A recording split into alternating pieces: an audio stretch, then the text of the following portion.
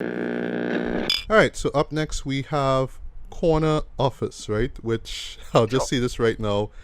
This is just me kind of shouting she out now. So, shout out to Jeanette Awai for putting me onto the show here because, yeah, I would not even have known that the show existed if it wasn't for her because she tagged me and a few other people on the trailer for this. And I saw the trailer bounce around a couple places. I swear I see that it's probably on TikTok or something like that. TikTok has advertised everything to But yeah, that's why I was aware of it. And so when I saw you put it on the list, like, oh, okay, I could go and pick this up quick. Yeah. So let me just jump into what the show is about, right? Forget preamble, right? So it stars John Hamm, right? The great John Hamm. He plays Orson, right? And he is this very rigid, very straight, no nonsense, kind of has to do everything right. Everything must be in a particular order or else he freaks out mentally kind of guy, right? And he just works at this, I don't want to say mysterious, but this random company where it's like just very. Well, they call it the authority. So yeah, the authority, right?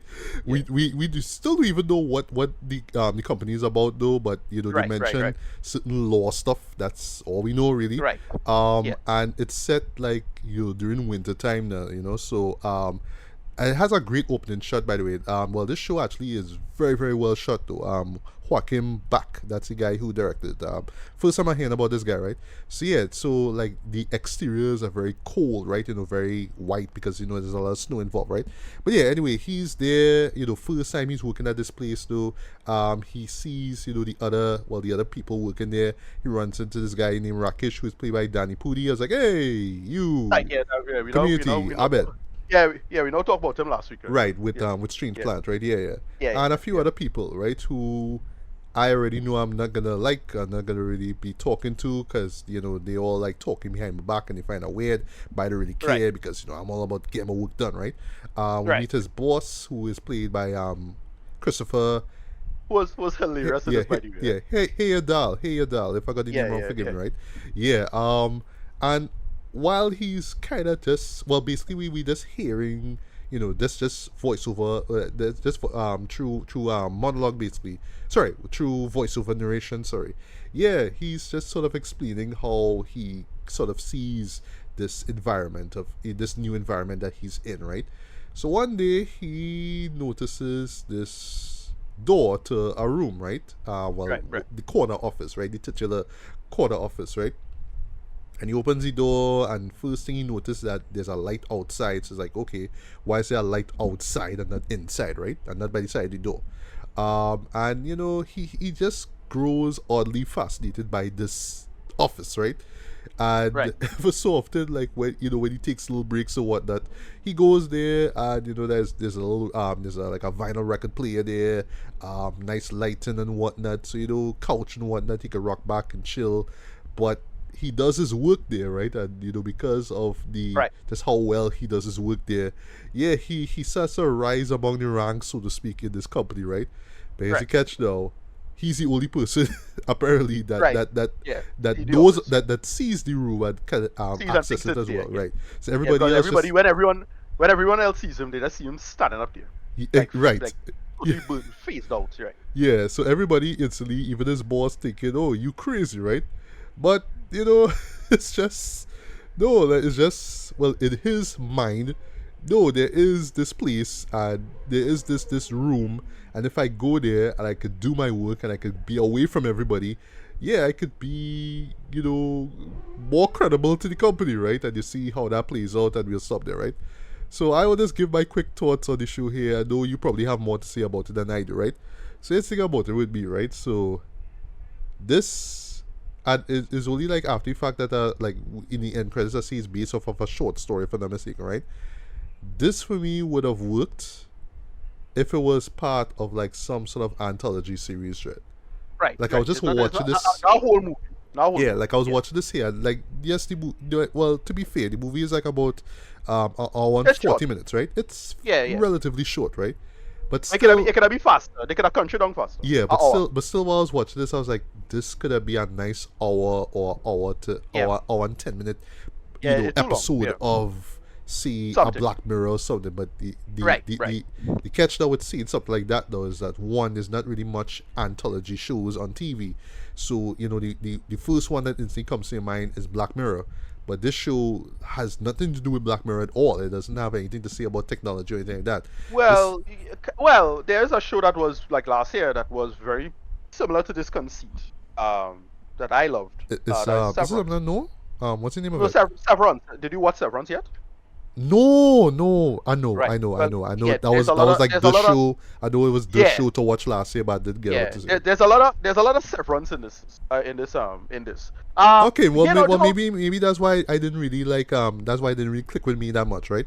But yeah, Right. I'll just give my thoughts quickly, right? So, yeah, so it just felt like it should have been an episode of an anthology, right? Because yeah, it just kind of runs a little too long, like you get the point, and it really takes a long while to get to what I will call the Right. punchline. Because I would just say, watch It's this. slow. It taking its It is time. It's slow. It's real slow.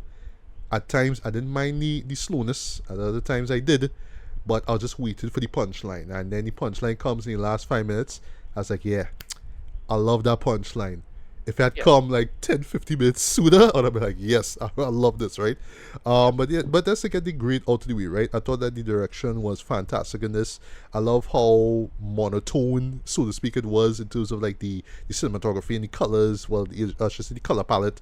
So like exteriors of are white, right? And gray, right? Because it's winter, right? And I want to emphasize just how cold the world is, right?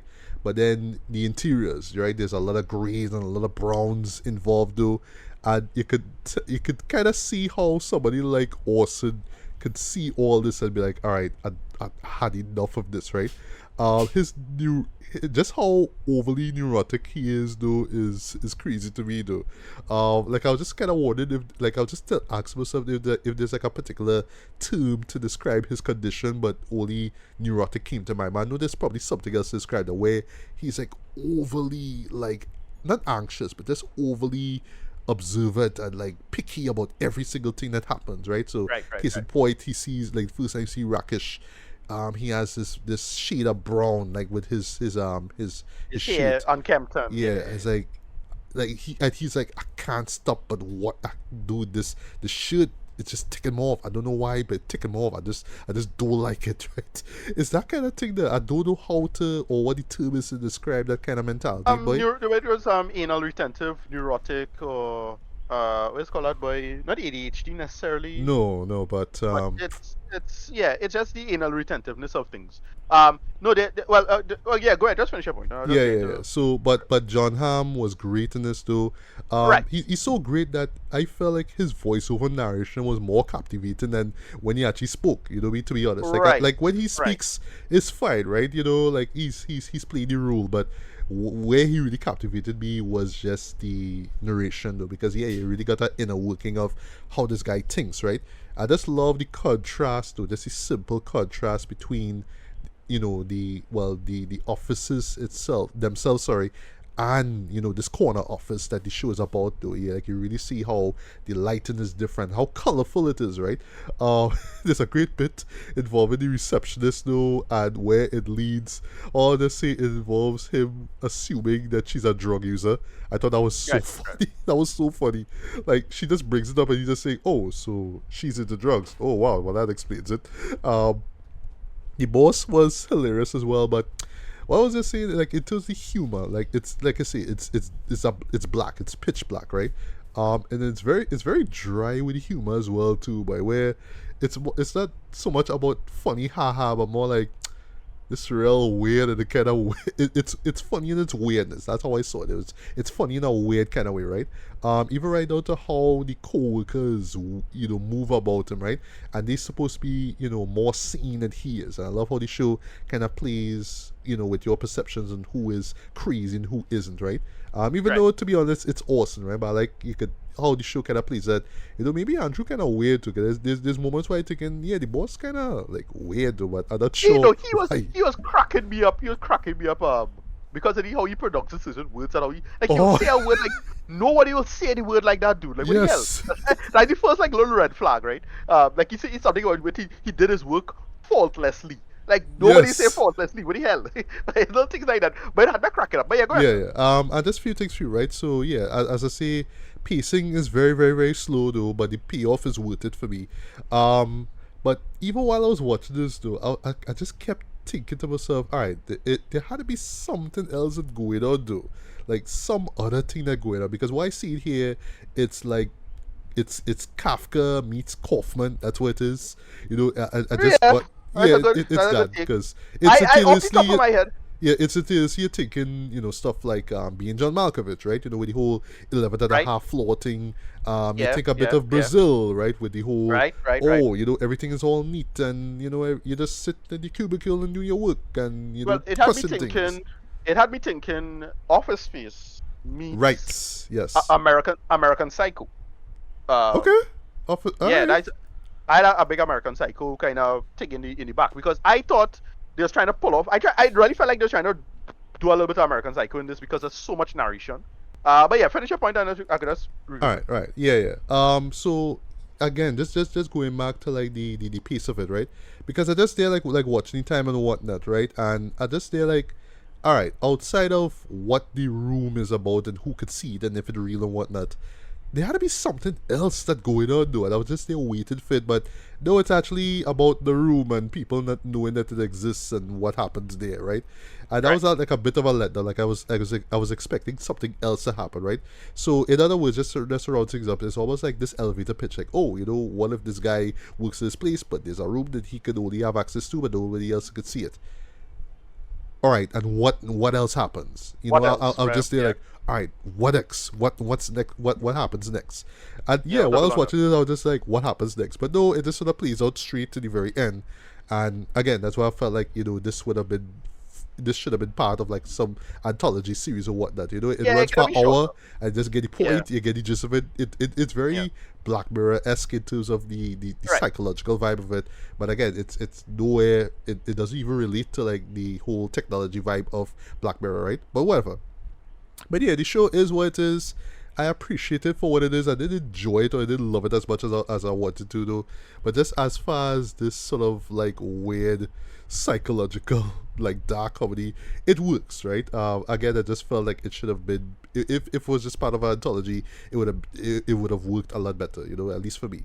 So rating wise for me, I'm still gonna give this a strong 3.5 to like 4 out of 5. Man, I do recommend checking it out though. It's not gonna be for everyone though, unfortunately. Especially those who kind of want shows to get to the meat of the matter, get to the point quickly. But if you just want something that just sort of plays with your brain and just kind of have you thinking and just kind of like, I want to see what happens next, and you just kind of marveling at the absurdity of what's going on. You know what I mean? Yeah, this is worth checking out, man. But again, this could have been just a tad bit shorter. I would have loved it a lot more. But yeah, Ricardo, Right. your thoughts into it. I guess you could dive deep into the character of Orson and I guess why he Really. works for you. Yeah. Not really. Yeah. I kind of like this, but I do put this in the camp of noble failure. Um. Oh It. man.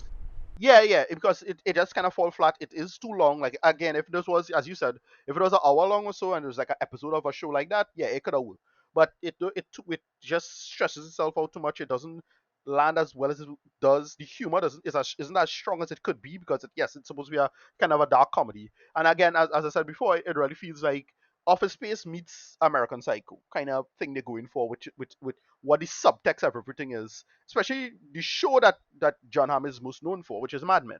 And you can read into a bunch of subtext about this, like well, look at it, look at how the offices look. The offices look like an old school office, and that gives him strength in a way. And he could talk about his past and why it is that he's kind of for the most part, the only white man in the office. He could talk about progress in the nature of workplace or whatever. You could get into all kind of thing about that. But I just think this went on too long. It sets up things very well, but because the dialogue and blocking and all of these ideas not as funny as they could be, it doesn't it's not that great. And again, if somebody could have just punched this up, it really feels like an ultimately an amateur. Because I don't know this guy at all. I going off the top of my head that this is probably his first movie. Like it feels like a first big project of his that he finally get off the ground. He got a big star, a couple of big stars to come with him, and he make it work. I haven't done any research. I suppose, but that's kind of the way it feels like that. It feels like that kind of product. But yeah, I kind of like this, right? It had enough for me to keep my attention for the runtime and everything. But I really felt it just could have been just again, you just punch it up and it could have probably worked. And yeah, John Hamm holds it. I'll say there's a couple of weird decisions. So it's like again, it had too much narration. I felt Okay. look, I like narration, but yeah, I don't know how to use narration. But it relies entirely on narration as a back thing. And if it just well, given like around the 30 minute mark, it does reference something that okay, you understand why narration is happening. They reveal a little piece of information. Um and I was like, all right, okay, that kind of thing. But still, they didn't need to do too much of that. I felt they could have told this information with just acting with your face and that kind of stuff. Now, like there was a little small part that I felt they could have done a little better job where you had to count to 20 or count down from 20 for a reason. And they just actually put the number and you hear a guy's voice saying in the background. I actually kind of like that because it sounds like it's like a countdown, like oh gosh, I get that. for rocket launch, whatever it is. Yeah, right. I get that, but like I don't know that kind of choice. They could have just do it like where they could have put it into the sound effects or the soundtrack and have it be that type of countdown. Again, that is more a subjective reason to be fair. But yeah, it just couldn't come together as well as it could, and it just feels ultimately like something that just needed punching up. That's all it is. Kind of undercooked. Feels like a kind of a second draft kind of this idea and something that could have just go through a couple of rewrites of the script to make it like flow a little better and come together a little better. I don't hate it by any stretch of the imagination, but a lot of it doesn't work for what it's trying to do. And as I say, because we see so much smarter versions of this in the past, yes. right? As I say, so that's the main thing. It just feels so relatively amateurish as an idea. It's one of these movies that have something to say about, like, say, modern culture or modern society. It clearly is a social message, but because it's so on the nose and straightforward, and it don't really have the artistry and the skill behind it as strong as it could be, it just kind of falls flat. It reminds me of like a bunch of these like straight to Netflix movies. Like remember that the one where the table with a bunch of food going down the levels. I forget the name of it. Oh, that one that everybody was like gushing over. That Spanish language one. I forgot. Right. That stuff like that. It's like, yeah, but I get it, bro. It's a film, bro. Who he hear about he heard about this guy called George Orwell, right? For the first time, we get the symbolism, man. We get the metaphor. Right. And it's that kind of stuff, right? It's feel like that. For what it is. Well, before you get to rating, you want to talk about your favorite character, though, the boss, Andrew? No, like he was just the funniest. Like I don't think he was my favorite character only because of how weird and funny he was. And what they do with him was kind of interesting. But again, I saw it before. Sorry to say, so it is one of the traps of filmmaking. Unfortunately, is either you make a okay film that mediocre, or you make something real weird and it failed miserably. And this is one of those, right? It just kind of okay as an interesting idea, but it really feels like, again, what's this guy named Joaquin? What? Joachim Back. Yeah, I don't know anything this guy did before. Like I have no clue what this guy did before. Apparently, he's a older director in his 50s already. I'm like, all right, okay, well, I don't know anything. Because the way this look like it really feel like somebody who just like really just like now come out of film school. They now get a master's in film and they now getting a movie under their belt kind of thing. And really feel like anything interesting on you. This kind of fall flat for me. It feel like a script that would have been rare, like interesting back in the 80s or something. I ain't sure, but I don't know. It just feeling like something like just past its point. We see too much to be wowed or impressed by this, and because it's not executed particularly well, I couldn't get into it. Like it's like John Hamm is funny, but he's funny in that dry delivery way. Everybody funny and weird. That dry delivery stuff. We've seen it before in other movies, but it's just not as good as those other movies. That's about it. Sorry to say. Yeah, rating 5 out of 10. It's okay. Again, I put it in the noble failure camp. I wish that this got like about a couple of little punching ups and a couple of rewrites in the script, and it might have worked a little better, and if it flow a little better. And again, it should have been shorter. Like that's a big factor as to the length of it. It didn't need to be as long as it was. But yeah, that's about it. Yeah, while they were talking, I'm now wondering in terms of anthology series, right? What if, right? That's just what if, right? Haha, right? If Twilight Zone, the Jordan Peele revival was still in existence. Right, this kind of would have made for a good entry, Exactly. Not Black Mirror, of course, because I explain why. But yeah, this would have made for a good, Twilight Zone episode, Right, same style, same direction, music, all that stuff. Keep it, Just have Jordan Peele show up to do intro and outro, and boom, that would have been it. But apparently it's based off of a book. Didn't know that. Some book Okay. apparently. Oh, is it right? I said short story, but it's a book. Yeah, that's what it said. Oh, it's a book. This Okay, a book. yeah, Yeah. yeah. Right. But yeah. I'll just close with this though. I'm still wondering if this was released theatrically or not. Nah. 'Cause I know it came out on Amazon. That's how I was able to see it. Well, actually, I read it up here. It was released in theaters, August the 4th though. Okay, well, I want to know. Yeah, probably select theaters in the States or something. I don't know. But, like people would have gone and see it because, it's true in Tribeca and, it have John Hamm in it. So, and Danny Pudi. So, people would have gone to see it, but I don't think this movie would have made, like, anything, to be honest. I Right. don't know. But, I mean. But yeah, it have the same. Yeah, well, hearing is a book now. Again, I didn't know because hearing the same, I don't know what to expect coming into this because like earlier this year, it had a Knock at the Cabin, which was a book, which I liked for the most part, but I remember the movie kind of being underwhelming. But I remember enjoying the movie how it was. But I suppose if I was familiar with the book, then I might have liked this more because I know what to look for or not what to how to it will reframe in my mind a little better. I suppose maybe. Yeah, but yeah, as it is, as a film, it didn't really work all that well for me. 5 out of 10, not bad. Like it's not bad by any stretch of imagination. As I say, I put it in the camp of noble failure. I just wish they could have sit down and worked this out a little better. So yeah, that's about it. Right.